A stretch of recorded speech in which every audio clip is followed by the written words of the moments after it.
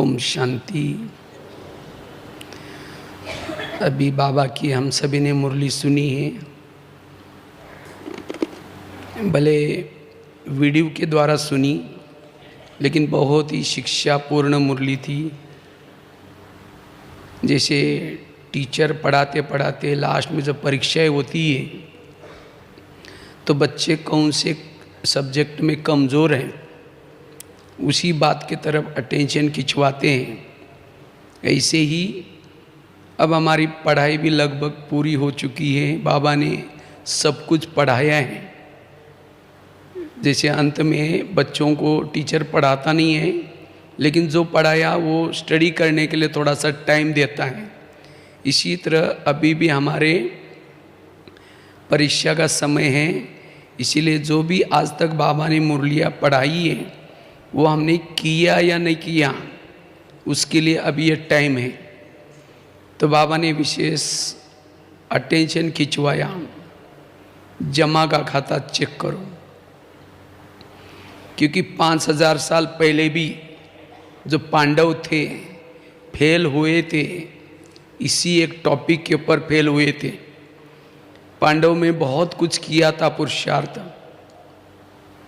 अर्जुन ने बहुत तीर चलाए थे, भीम ने भी बहुत कुछ किया था, लेकिन लास्ट में केवल युधिष्ठिर पास हो गया, बाकी सभी फेल हो गए। और उसका कारण क्या रहा? मैंपन। इसीलिए आज ये बहुत अच्छा टॉपिक है, मैंपन से मुक्ति। बाबा ने कहा कि अंतिम समय का अगर नगाड़ा बजाना है, समाप्ति को नज़दीक लाना है, तो ब्राह्मणों के अंदर जो मैंपन की पूछ है उसको क्या करनी है? आग लगानी है, उसको जलानी है, तब ये लंका क्या हो जाएगी? जल जाएगी। क्योंकि इस मैंपन अगर अंदर है तो हम बाप के समान नहीं बन पाएंगे। अगर मैंपन अंदर है तो हम संतुष्ट नहीं रह पाएंगे। अगर मैंपन है सदा खुश नहीं रह पाएंगे। और वर्तमान समय सेवा का साधन, जितना हम खुश रहते हैं उतना हम दूसरों की सेवा कर पाते हैं, वो सेवा वहाँ तक पहुँचती है। अगर हमारा चेहरे पर खुशी नहीं, हम ही परेशान हैं, तो वो सेवा नहीं होती। इसलिए बाबा ने इसे पूर्व मुरली में भी कई बार बताया था, आगे चल कर के सेवा का साधन, ये म्यूजियम वगैरह ये पहले साधन था, लेकिन बाबा ने कहा कि आगे चल कर के सेवा का साधन चेहरा बनेगा। अपने चेहरे को म्यूजियम बना दो, खुशनुमा चेहरा। क्योंकि वर्तमान इस कलयुग के समस्या के युग में सबका चेहरा लटका हुआ है। हर एक के जीवन में प्रॉब्लम्स है, समस्या है, तनाव है, टेंशन है। इसीलिए किसी का भी चेहरा, चाहे कोई धनवान हो, चाहे कोई पोजीशन वाला हो, चाहे कैसा भी हो, सबका चेहरा लटका हुआ है। और ऐसे में जो ब्राह्मण जो बाप के समान हैं, निराकारी अवस्था में रहते हैं, जो सदा खुश रहते हैं, उनका चेहरा देख करके लगेगा हाँ ये कुछ हमको देने वाले हैं, हमारी समस्या का हल करने वाले हैं। लेकिन ये खुश कौन रह सकता है? जो मैंपन से मुक्त। अगर मैंपन है तो हम भी खुश नहीं रह पाएंगे, क्योंकि मैंपन ये लीकेज है। अगर मैंपन है तो 3 बिंदी भी नहीं लगेगी, निमित्त भाव निर्माण भाव भी नहीं आएगा। इसलिए बाबा ने खास ये अटेंशन खिंचवाया, मैंपन से मुक्त बनो और बाप समान बनो। बाप समान अर्थात निराकारी। क्योंकि जब तक हम निराकारी अवस्था में निरंतर नहीं रहते हैं, तब तक हमारे अंदर सत्युग के संस्कार और सत्युग की संस्कृति, नेचुरल नेचर नहीं बनेगी। अगर देवताओं के समान बनना है, सदा चेहरा खुश, सदा अतीन्द्रिय सुख का अनुभव, उसके लिए निराकारी अवस्था चाहिए। और निराकारी वही बन सकता है जो निरहंकारी है, मैंपन से मुक्त है। क्योंकि जो मैंपन से मुक्त, उसकी वृत्ति अंदर स्वच्छ साफ होगी। एक व्यक्ति के प्रति भी वृत्ति उसकी नेगेटिव नहीं होगी। वृत्ति, वाइब्रेशन शुद्ध होगा, उसके बोल में ताकत होगी, संकल्प में ताकत होगी, उसका दिल भी साफ होगा। और साफ दिल में ही बाबा बैठ सकता है। जिसके दिल में कोई अभिमान है, कोई कचरा पट्टी है, उसके दिल में बाबा नहीं बैठ सकता। इसीलिए वर्तमान समय इस मैंपन के से मुक्त बनने की जरूरत है। और जैसे सेवा बढ़ती जाएगी, सफलता मिलती रहेगी, ये मैंपन बढ़ता ही जाएगा, पता ही नहीं चलेगा। अगर मैंपन आया, बाकी जो काम क्रोध छोड़ा है वो दोबारा जागृत होने की संभावना है। इसीलिए बाबा ने खास कहा, इस मैंपन के पूछ को आग लगा दो। क्योंकि मैंपन के कारण, जिसके अंदर मैंपन है, वो दूसरों को सम्मान नहीं देगा, स्वयं भी सम्मान में नहीं टिक सकता। जिसके अंदर मैंपन है वो टकराता रहेगा, दूसरे के अवगुण ही देखता रहेगा। जिसके अंदर मैंपन है वो निराकारी अवस्था में अपने भ्रुकुटी के आसन पर नहीं टिक सकता। जितना मैंपन से मुक्त बनेंगे, उतना भ्रुकुटी आसन पर निश्चिंत, निश्चय बुद्धि, निश्चिंतता अवस्था रहेंगी, बेफिक्र बादशाह। मैंपन वाला सदा टकराता रहेगा, उसके चारों तरफ से अवगुण होंगे। जो निरहंकारी आत्माएं होती है, उसके चारों तरफ से गुण और शक्तियाँ होती है, सफलता प्राप्त होती है। और जिसके अंदर अभिमान है, उसके चारों तरफ से दुर्गुण, आसुरी शक्तियाँ होगी। किसी को गिरा करके आगे बढ़ना, किसी का बदनाम करके आगे बढ़ना, ऐसे चाल से वो चलेगा। लेकिन निरहंकारी वाला सदा नम्रचित, सदा सहनशील बन करके वो आगे बढ़ता है। इसीलिए बाबा कहते, बच्चे निरहंकारी बनो।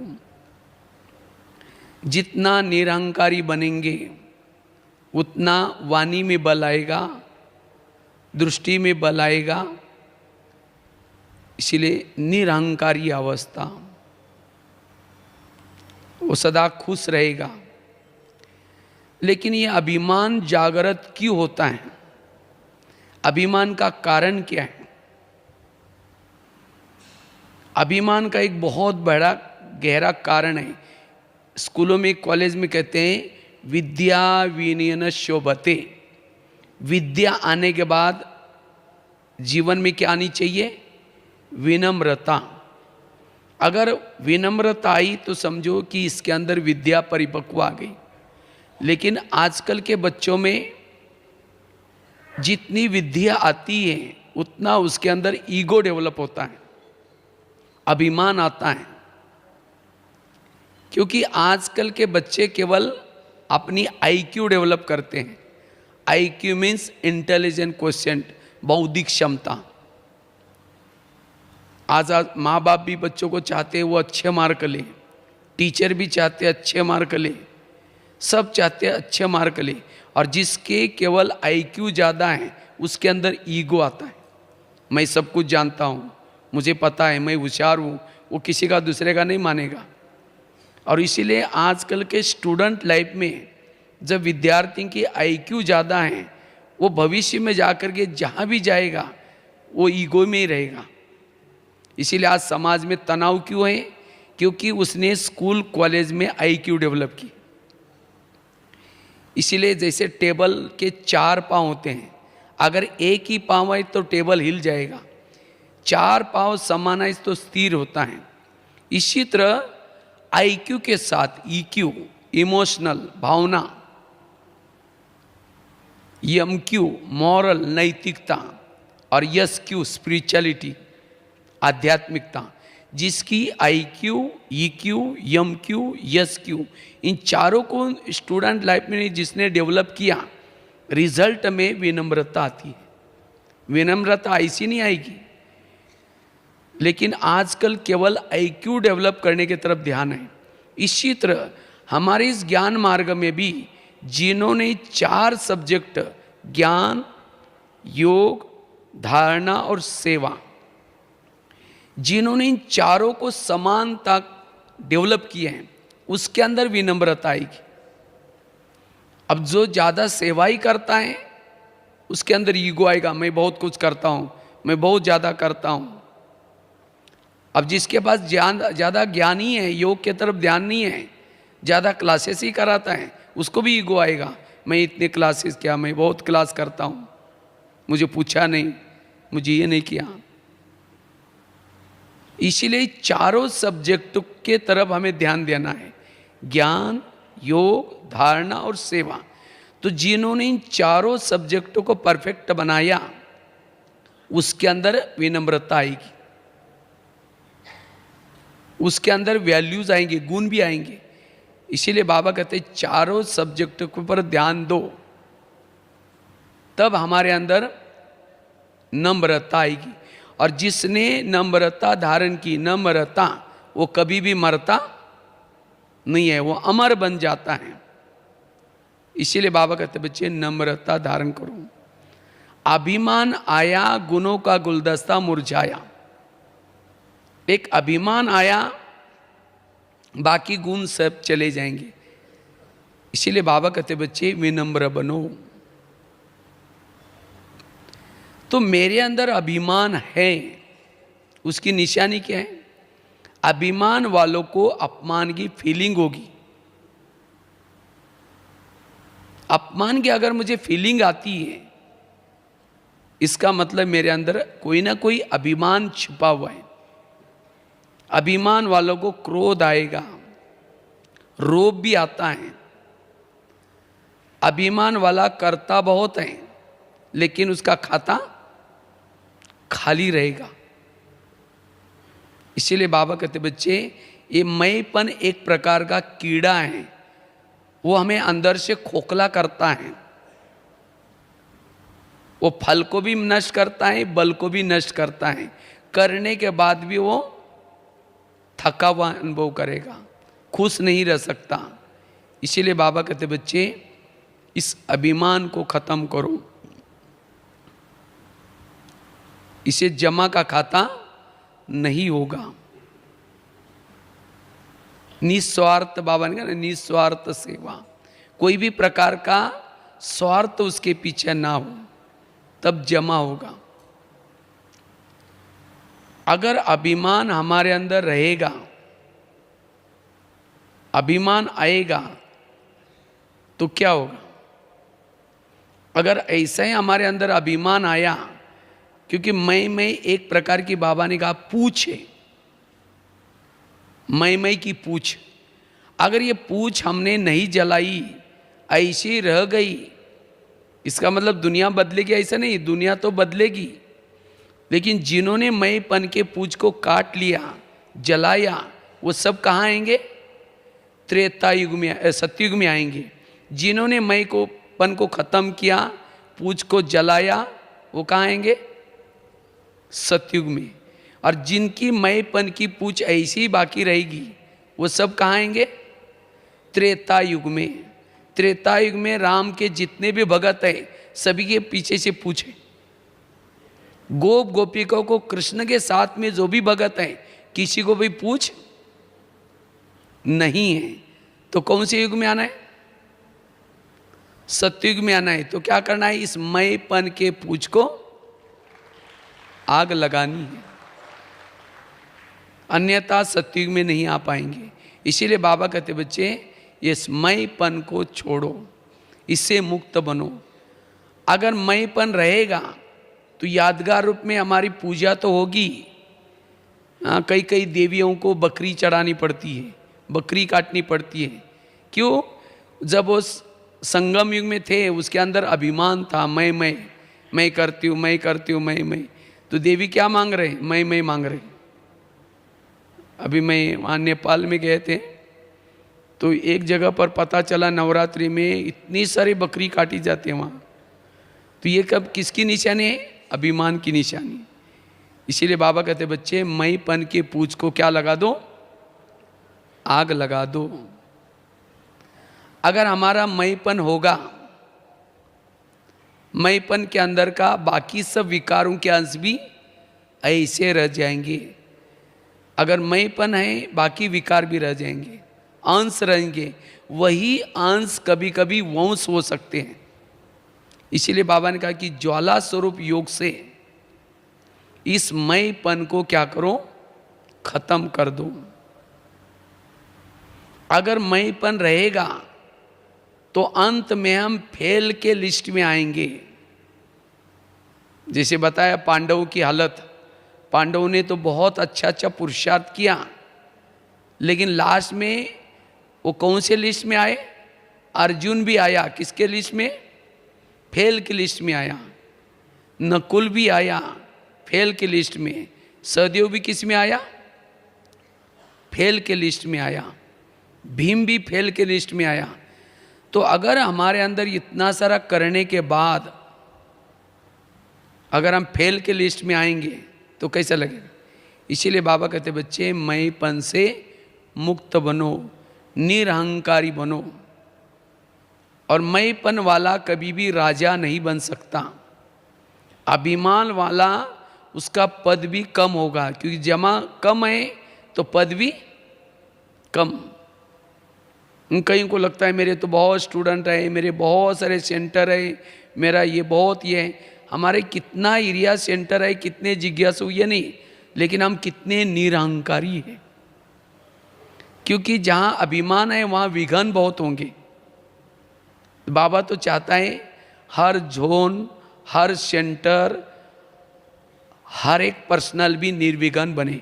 अगर मेरे जीवन में प्रॉब्लम्स है, समस्या है, समस्या हमारे अभिमान से पैदा होती है। अगर हमारे जीवन में प्रॉब्लम्स है, प्रॉब्लम का कारण है अभिमान। इसलिए हमें निरहंकारी होकर के रहना है। जितना निरहंकारी रहेंगे उतना निर्विघ्न बन सकेंगे। और जितना यहाँ निर्विघ्न है उतना पद भी ऊंचा मिलेगा, उतना वो राजा बन सकता है। इसीलिए मैंपन से मुक्त बनना है। इसीलिए बाबा कहते बच्चे मैंपन से मुक्त बनो। अगर स्थिर योगी बनना है, निरंतर योगी बनना है, निरंतर सोल कॉन्शियस बनना है, उतना निरहंकारी। इसीलिए ब्रह्मा बाबा ने भी अंतिम समय शरीर छूटने से पूर्व 3 शब्द बताए थे बच्चे, निराकारी बनो, निर्विकारी बनो, निरहंकारी बनो। तो उसके तरफ बाबा ने विशेष अटेंशन खिंचवाया। अब मुझे मैंपन से मुक्त बनना है ताकि मेरा जमा का खाता बढ़ता रहे।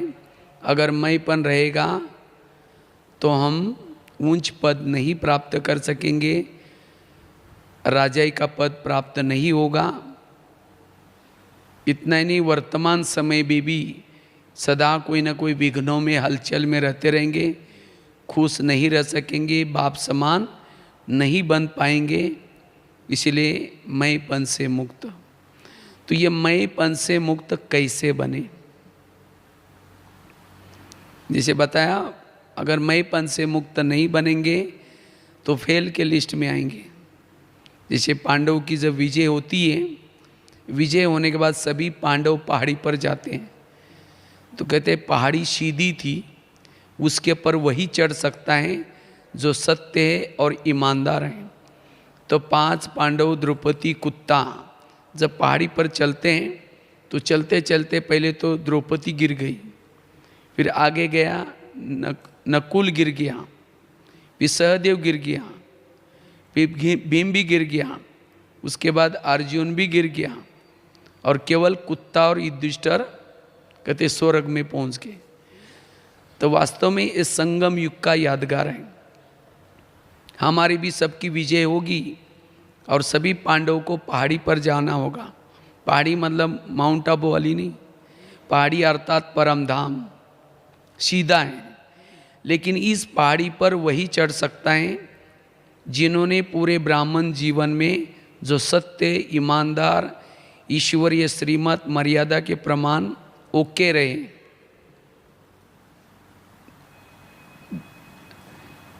द्रौपदी क्यों गिर गई थी? द्रौपदी का लगाव था, अर्जुन के साथ लगाव, इसीलिए वो गिर गई। नकुल गिर गया, बुद्धि का अभिमान था। सहदेव गिर गया, सहयोग करने का अभिमान था। भीम गिर गया, अपने शक्ति का अभिमान था। और अर्जुन गिर गया, अपने तीर चलाने का अभिमान था। और कुत्ता और युधिष्ठिर, कुत्ता मतलब कोई प्रैक्टिकल कुत्ते की बात नहीं, कुत्ता अर्थात कहते कुत्ते ने युधिष्ठिर को स्वर्ग में जाने की मदद की। माना युधिष्ठिर के अंदर ईमानदारी का गुण था और उसके कारण वो विजय बना। तो इसी तरह अगर हमारे अंदर भी कोई यज्ञ की सहयोग करने का अभिमान है, कोई कला का अभिमान है, कोई विशेषता का अभिमान है, अगर अभिमान है तो हम फेल हो जाएंगे। इसीलिए बाबा कहते बच्चे मैंपन से मुक्त बनो। ये मैंपन कब आता है, कैसा आता है पता भी नहीं चलेगा, बहुत रॉयल रूप से आता है। इसलिए अगर मैंपन आया तो जमा का खाता नहीं होगा। कईयों को मैंपन आता है, उसे अनुसार मुझे पूछना चाहिए, मेरे से व्यवहार करना चाहिए, फिर नाराज हो गए, फिर इसीलिए ब्राह्मणों में आपस में टकराव बिकराव चलते रहते। इसीलिए मैंपन से मुक्त। तो मैंपन से मुक्त बनने के लिए क्या करें? उसके लिए सबसे पहली बात है, हमारे अंदर ब्राह्मण बनने के बाद जितनी भी कोई विशेषता मिली है, कोई कला मिली है, जो भी कुछ विशेषता कला है, ये सब प्रभु की देन है, हमारा खुद का कुछ भी नहीं है।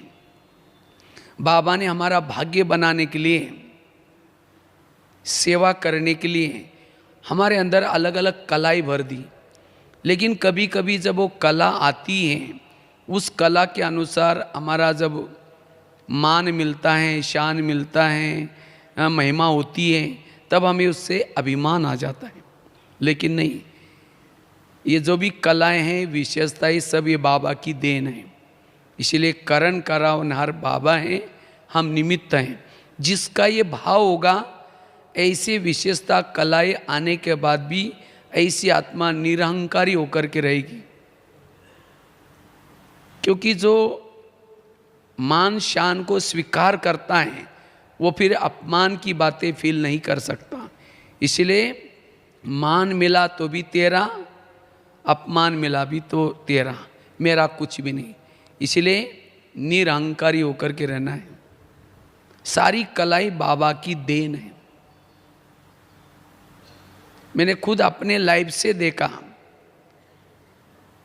जैसे अभी परिचय दे रहे थे बहने, कहा मैं महाराष्ट्र में एक छोटे से गांव में, जहाँ मुझे हिंदी भाषा भी नहीं आती थी, ऐसे गांव में जब बकरी चराते थे हमारे घर में, तो 8-8 दिन तो स्नान भी नहीं करते थे।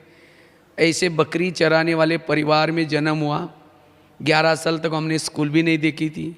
11 साल के बाद स्कूल में गए, डायरेक्ट 5वीं कक्षा से शुरुआत की। एक ही टीचर था, 7 कक्षा थी, तो ना इंग्लिश तो पढ़ाई नहीं पढ़ाई थी। लेकिन ऐसे 5 क्लास पढ़ाई कर रहे थे, तो 9वीं कक्षा में मुझे एक रद्दी में किताब मिला और उसी से ज्ञान में आए। और ज्ञान में आने के बाद जैसे बाबा ने ज्ञान में आने के बाद ऐसे गीता पाठशाला में ज्ञान में जाते थे, और करते करते आज कभी कभी मैं जब शुरू शुरू में मधुबन में आना चाहता था तो वहाँ की बहनें मना करती थी, भाई तुम्हारे पास कोई कला ही नहीं, तुम क्या करोगे वहाँ सेवा। तो इसीलिए मुझे मना करते थे, कई दिन तक नहीं मिली सेवा की। लेकिन मेरा तो दिल था कि मैं जहाँ भी जाऊँगा दिल से सेवा करूँगा। जब मैं मधुबन में आया, वहाँ भी जब कोई प्रोग्राम्स होते थे मुझे कोई चांस नहीं मिलता था, क्योंकि मुझे ना कोई ज्ञान सुनाने आता था, कुछ नहीं। मैं योग करता था बस। मैंने योग को, जो बाबा ने कहा ना, योग को क्या करो, यंत्र बना दो, तब ये मैंपन से मुक्त बन सकेंगे। सचमुच मैंने उसको शुरू शुरू में योग का अभ्यास करते रहे। उसके बाद कैसे तो मधुबन तक आए, फिर मुझे विज्ञान भवन में सेवा मिली थी, सब गदीला तकिया सुखाने की, 3-3 4-4 मंजिल तक पहुंचा देते थे। लेकिन दिल से सेवा करते थे। करते करते दिल्ली में गए, दिल्ली में किचन के पोछा लगाने की सेवा करते थे। करते करते धीरे धीरे खाना बनाना सीखे।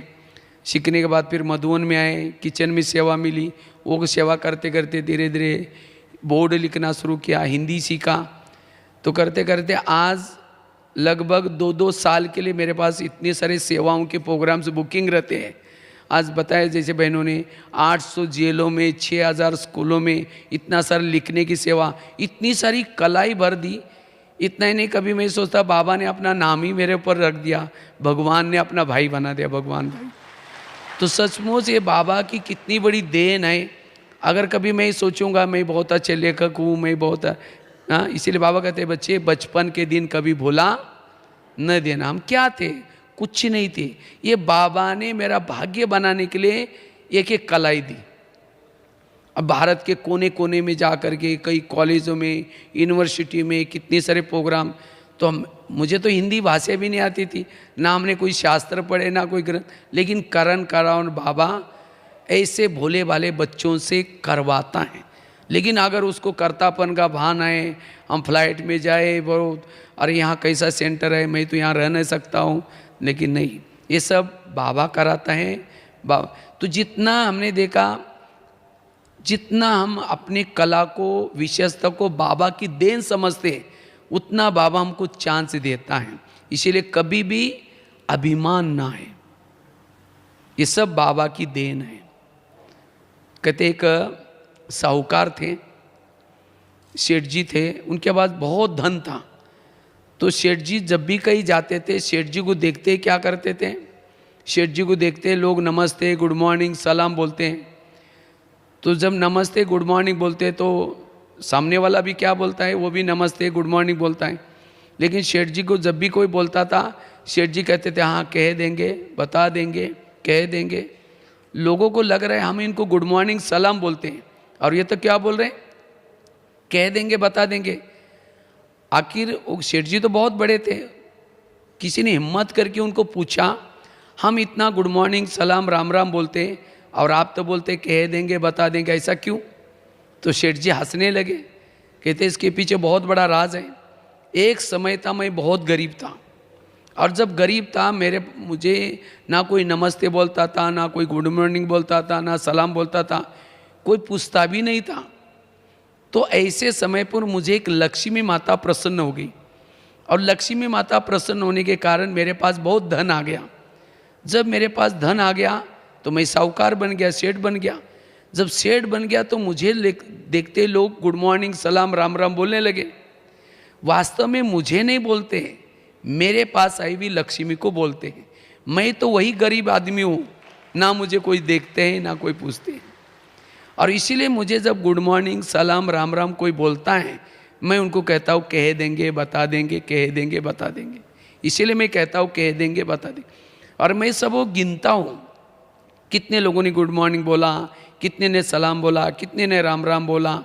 ये सब गिन करके वापिस जब मेरे रूम में आता हूँ, रूम में आने के बाद मेरे रूम में एक लक्ष्मी माता का फोटो है, उसको कहता हूँ हे लक्ष्मी माता, इतने लोगों ने आपको गुड मॉर्निंग बोला, इतने ने सलाम बोला, इतने ने राम राम बोला, इसीलिए मैं कहता हूँ कह देंगे बता देंगे, कह देंगे बता देंगे। ये है निरहंकारिता।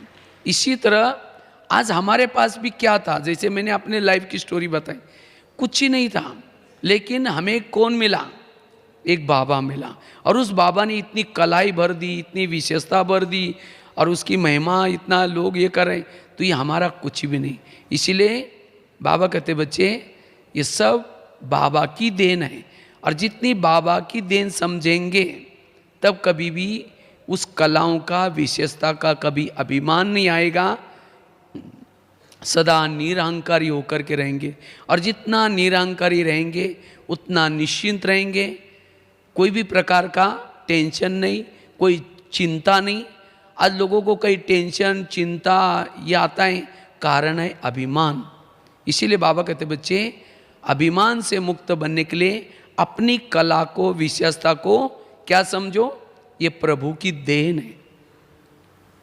दूसरी बात है सदा अपने आप को समझो कि हम एक कठपुतली है, कराने वाला कौन है, बाबा है। जैसे कठपुतली का नाच देखा होगा, पर्दे के पीछे कोई बैठता है और वहाँ से महीन धागे लेकर के क्या करता है, वो कठपुतली को नचाता है, लेकिन महीन धागे दिखाई नहीं पड़ते। वो कठपुतली जब डांस करती है वो दिखता है। अगर कठपुतली का डांस देख करके कोई व्यक्ति तालियां बजाए और उसको देख करके कठपुतली को लगे कि मैं बहुत अच्छी डांस कर रही हूँ, तो खींचने वाला कहेगा अच्छा कर ले, तुम आगे बार तुम ही कर लेना, वो खींचेगा नहीं, ऊपर से वही लटक जाएगी। इसी तरह आज हम भी कौन है, कठपुतली हैं। कराने वाला बाबा दिखाई नहीं पड़ता, वो पर्दे के पीछे परमधाम से हमारे से कार्य कराता है, सेवा कराता है। लेकिन जब उस कार्यों की वाहवाह होती है, महिमा होती है, तो हमें अभिमान आता है, मैं बहुत अच्छी करती हूँ, मैंने बहुत अच्छा किया, जैसे मैंने किया वैसे इन्होंने मुझे पूछा ही नहीं, रिगार्ड किया ही नहीं। और तब जा कर के अपमान की फीलिंग होती है, टकराव होते हैं, बिखराव होते हैं।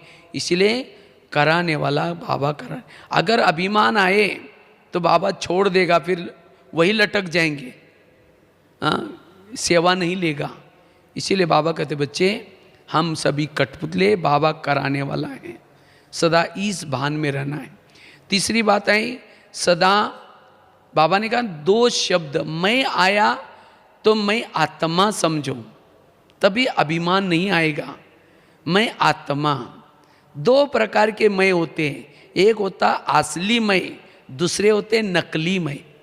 असली मैं आत्मा मैं, नकली मैं इंचार्ज हूँ, मैं ज्ञानी हूँ, मैं इंजीनियर हूँ, मैं धनवान हूँ, मैं कई प्रकार के झूठे मैं हैं, ये सब झूठे मैं।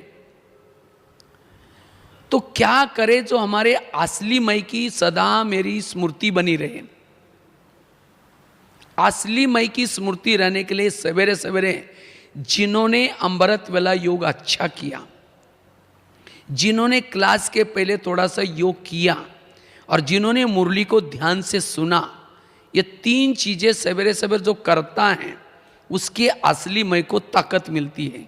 और जिसने असली मैं को ताकत दी वो सारा दिन उसके नकली मैं दब जाएंगे।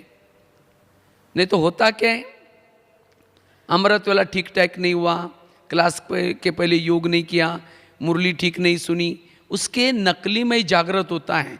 और जब भी हम चलते हैं उस नकली स्वरूप अनुसार, जिसने रिगार्ड नहीं दिया, पूछा नहीं, तब जाकर के फीलिंग होती है, तब जाकर के अपमान आता है।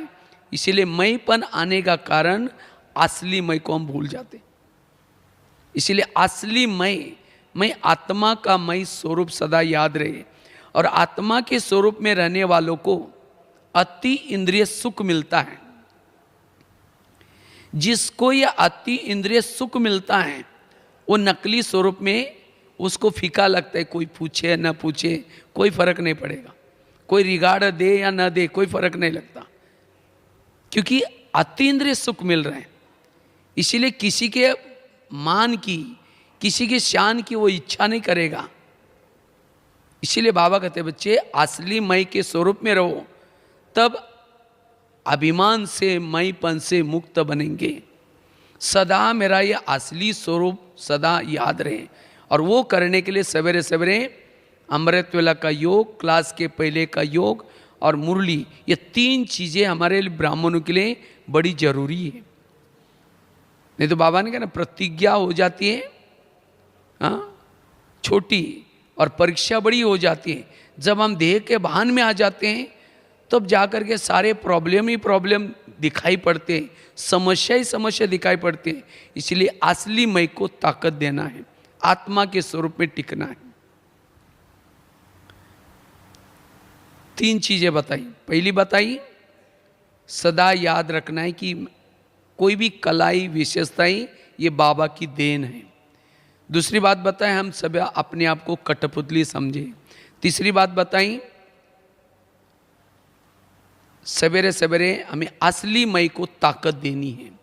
चौथी बात है, अगर मयपन से मुक्त बनना है, सदा ज्वाला स्वरूप योग। जितना ज्वाला स्वरूप योग होगा, साधारण योग नहीं लेकिन ज्वाला स्वरूप योग, ज्वाला स्वरूप योग लगाने से हमारे आत्मा के अंदर जो विकारों के जन्म से वो नष्ट हो जाते हैं और इससे ये मयपन की पूछ को आग लगेगी।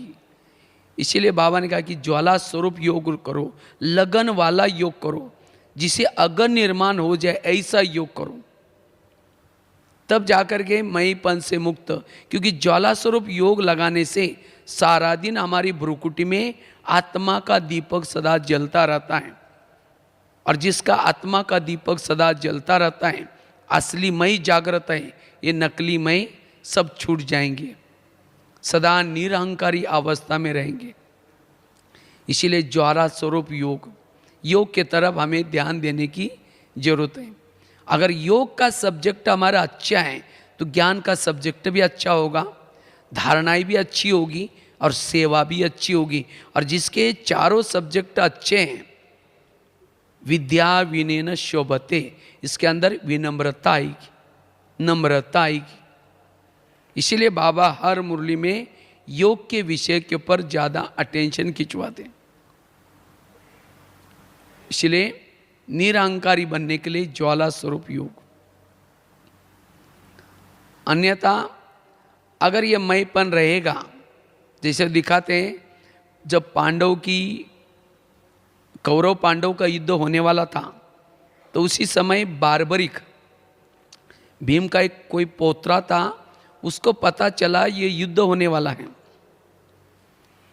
तो वो कहता है मैं इस युद्ध में भाग लूंगा, लेकिन उसको एक देवी का आशीर्वाद था, शक्ति थी उसके साथ में, कमजोर पक्ष के साथ लड़ेगा तब उसकी विजय होने वाली थी, और कमजोर पक्ष था कौरवों का। तो कहता है मैं कौरव, और उसको एक वरदान था, उसको कोई भी मार नहीं सकता था। अगर कमजोर पक्ष के तरफ लड़ेगा उसको कोई मार नहीं सकता था। तो वो कौरव पक्ष के तरफ लड़ने के लिए आ रहा था। जब कृष्ण को अंतर ध्यान से पता चला वो युद्ध करने के लिए आने वाला है, अगर वो कौरव के तरफ जाएगा ना पांडव की विजय होगी ना कौरव की।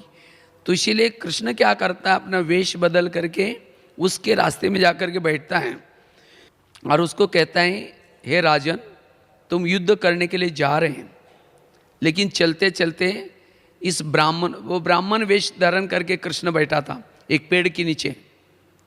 तो कहता है तुम थोड़ा ब्राह्मण को थोड़ा दान पुण्य करके जाओ ताकि तुम्हें युद्ध में विजय मिलेगी, सफलता मिलेगी। तो बार्बरी को लगता है ब्राह्मण है, ये क्या मांगेगा। कहता है बोलो क्या चाहिए।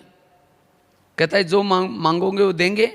कहता हाँ जो चाहिए। उसको लगा ब्राह्मण क्या मांगेगा, थोड़ी जमीन मांगेंगे, थोड़ा कुछ गाय मांगेंगे, कुछ मांगेंगे। कहता है जो चाहिए दूंगा, मांग ब्राह्मण। कहता है मुझे आपका शीर चाहिए। अब शीर मांगा तो उसको लगा ये तो ब्राह्मण नहीं है, कोई और है। तो कहा कि मैंने तो वचन दे के फंस गया हूँ, लेकिन आप कौन है।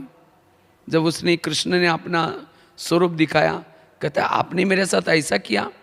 कहते कोई बात नहीं, मैं अपना सिर देता हूँ, लेकिन मेरा एक वचन है, मेरी एक प्रतिज्ञा है कि मुझे वो युद्ध देखना है। कहता है कोई बात नहीं। तो उसका सिर लिया और जहाँ युद्ध चल रहा था वहाँ पेड़ से लगाया, बांधा उसको। वो शीर क्या करता है, पूरा युद्ध देखता है, पूरा साक्षी होकर के। लास्ट में पांडव की जब विजय हो गई, उसके बाद पांडव आपस में लड़ते हैं। कहता है मेरे गधा के कारण युद्ध हुआ। अर्जुन कहता है मेरे तीर के कारण विजय हुई। वो कहता है मेरी गधा, वो कहता है मेरे तीर। जब आपस में वो लड़ रहे थे उस समय वो शेर जोर से हंसता है, क्योंकि उसने साक्षी होकर के देखा था, और कहता है अरे ना तुम्हारी गधा थी और ना तुम्हारे तीर थे, मैं देखता था एक सुदर्शन चक्र आता था, वो गले काटता था। अगर तीर भी जाता था अर्जुन का, उसके सामने भी चक्र था, गधा भी जाती थी उसके सामने चक्र था, मुझे वो चक्र ही दिखता था, बाकी मुझे कोई गधा वगैरह दिखाई नहीं पड़ती थी। तब भीम को गुस्सा आता है, उसके ऊपर एक गधा मारता है, वो मुक्त होके चला गया। तो वास्तव में ये सब संगम युग का यादगार है। आज वास्तव में ना हमारे ज्ञान सुनाने से कोई बीके बन रहे हैं, ना कोई हमारे सेवा से बीके बन रहे हैं, ये सब बाबा की कमाल है। हर एक के साथ बाबा हैं, हर एक के सुनाने के पीछे बाबा की शक्ति काम कर रहे हैं। लेकिन सुनाने वालों को हम भूल गए, मेरे सेंटर, ये मेरे जिज्ञासु ब्राह्मण आपस में। इसीलिए ब्राह्मणों की एकता क्यों नहीं है? क्योंकि लगता है मेरे सेंटर है, मैं ही कर रहा हूँ। ये मैंपन आज ब्राह्मणों की संगठन को कमजोर कर रहे हैं, अवगुण एक दूसरे को देख रहे हैं, और इसीलिए बाबा की प्रत्यक्षता नहीं हो रही। इसीलिए अगर बाबा को प्रत्यक्ष करना है, समाप्ति का नगाड़ा बजाना है, तो क्या करना है? बाबा कराता है, बाबा कराता है। जब तक ये बाबा बाबा का नारा नहीं लगेगा तब तक समाप्ति नहीं होगी। इसीलिए बाबा ने खास ये होमवर्क दिया है। इसीलिए ब्राह्मणों के आपस में बनती नहीं, उसको लगता है मैंने किया, मैं करता हूँ, और इसीलिए आपस में टकराव है, बिखराव है। इसीलिए कराने वाला बाबा है, बाबा का कार्य है। एक के साथ जीरो लगती है, उसकी वैल्यू बढ़ जाती है, उसके साथ और जीरो लगेगी, वैल्यू बढ़ जाएगी। इसी तरह जितना हमारे साथ बाबा आएगा हमारी वैल्यू है, अगर हमारे साथ बाबा नहीं तो हमारी कोई भी वैल्यू नहीं है। इसलिए बाबा के कारण हमारी वैल्यू है। इसीलिए सदा बाबा ने कराया, बाबा कराता है। जितना बाबा बाबा करेंगे निरंतर योगी भी बनेंगे, सदा बाबा की भी स्मृति आएगी, और कार्य में भी सफलता मिलेंगे, बल भी मिलेगा, फल भी मिलेगी। ये तो कहते हैं एक टाटा बिरला जब शेरी छूटा ऊपर गया और चित्रगुप्त को बोलता है बताओ मेरा पद क्या है, तो चित्रगुप्त ने उसका एक एक खाता पूरा पन्ना पन्ना देखा, कहता है आपका कुछ जमा कुछ भी नहीं है। तो चित्रगुप्त को बोलता है कमाल है, सही देखो। तो देखा फिर से, कहता है कुछ जमा नहीं। तो कहता है धर्मराज के पास जाता है, बोला मेरा जमा कुछ किया ही नहीं चित्रगुप्त ने। तो धर्मराज ने कहा कि आपने क्या करके गए हैं? कहता भारत का बच्चा बच्चा सारी दुनिया में मुझे जानते हैं, मैंने धर्मशाला खोली, मंदिर बनाए, ये किया। कहा कि मंदिर था लक्ष्मी नारायण का, नाम लिख दिया बिरला मंदिर, नाम हो गया, तुम्हारा काम भी पूरा हो गया। इसी तरह अगर हमने सेवा की, नाम हो गया, तो जमा कुछ भी नहीं होगा। इसीलिए बाबा कहते हैं इस हाथ ने दिया, इस हाथ को पता भी ना चले। गुप्त दान महापुण्य। इसलिए मैंपन से सदा मुक्त, और जितना मैंपन से मुक्त है उतना, इसीलिए बाबा कहता है जो आपके नज़रों में है वो मेरे नज़रों में नहीं है, जो आपके नज़रों में नहीं वो मेरे नज़रों में है। जब रिजल्ट लास्ट में आएगा, निरहंकारी होकर के, निस्वार्थ होकर के जो सेवाएं करेंगे उनके नंबर आगे आएंगे। इसीलिए अभिमान से मुक्त होकर के सदा निराकारी अवस्था में हमें, क्योंकि बाप समान बनने का एक ही मंत्र है, सदा निरहंकारी होकर रहना।